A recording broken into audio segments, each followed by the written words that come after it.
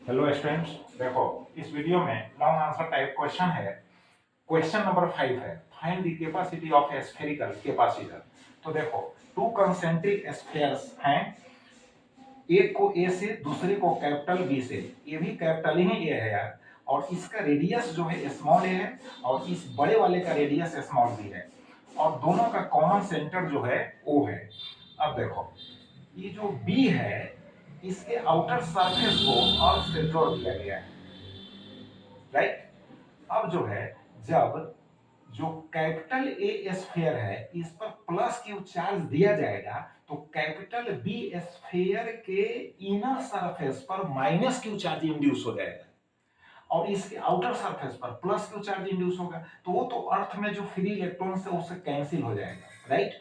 अब हमको यहाँ पर पोटेंशियल निकालना है दोनों चार्जेस के कारण, प्लस क्यू चार्ज के कारण भी और माइनस क्यू चार्ज के कारण। तो देखो प्लस क्यू चार्ज के कारण निकालेंगे तो यह कितना होगा, V1 is equal to 1/4 pi epsilon not Q by A होगा। माइनस क्यू चार्ज के कारण हम ए पर निकालेंगे तो फिर हो जाएगा V2 is equal to -1/4 pi epsilon not Q by B हो गया। अब देखो नेट जो पोटेंशियल ऑन ए, यानी इसके सरफेस पर, ए के सरफेस पर नेट जो इलेक्ट्रिक पोटेंशियल होगा तो V1 प्लस V2 होगा। तो V1 प्लस V2 होगा, बट इसमें तो माइनस साइन है क्योंकि माइनस क्यू चार्ज था, तो यहाँ पर माइनस हो जाएगा, कॉमन ले लिया 1 by A minus 1 by B. इसको सॉल्व करेंगे तो क्यू बाई कितना हो जाएगा 4 pi epsilon nought into B minus A upon A B हो गया।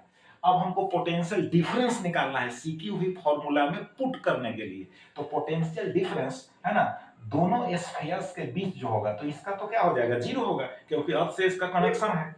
तो अब हो गया V is equal to V A minus V B. तो इसका मतलब है कि वी का तो जीरो हो गया, तो जो वी ए का था वही यहाँ पर पोटेंशियल डिफरेंस का वैल्यू हो जाएगा, राइट। अब कैपेसिटी जो है C is equal to Q by V में V का वैल्यू इतना डाल दोगे तो टर्म हो जाएगा 4 pi epsilon nought A B by हो गया बी माइनस ए, राइट। अब एक चीज समझ लो, कोई भी कैपेसिटर होगा, ये तो स्फेरिकल कैपेसिटर, इसमें टू कंसेंट्रिक स्फीयर्स लिया गया है।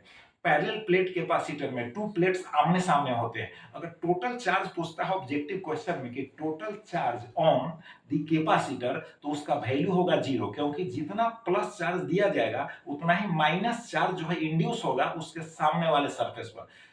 बात समझ में आ रही है? तो दोनों को हम ऐड करेंगे तो वैल्यू क्या मिलेगा, जीरो। और एक चीज और समझ लो, ऐसे क्वेश्चन में पूछता है 2 मार्क्स में कि पैरेलल प्लेट कैपेसिटर में सेकंड प्लेट का क्या रोल है, सेकंड प्लेट का क्या कार्य है। तो सेकंड प्लेट का क्या कार्य समझा रहे हैं।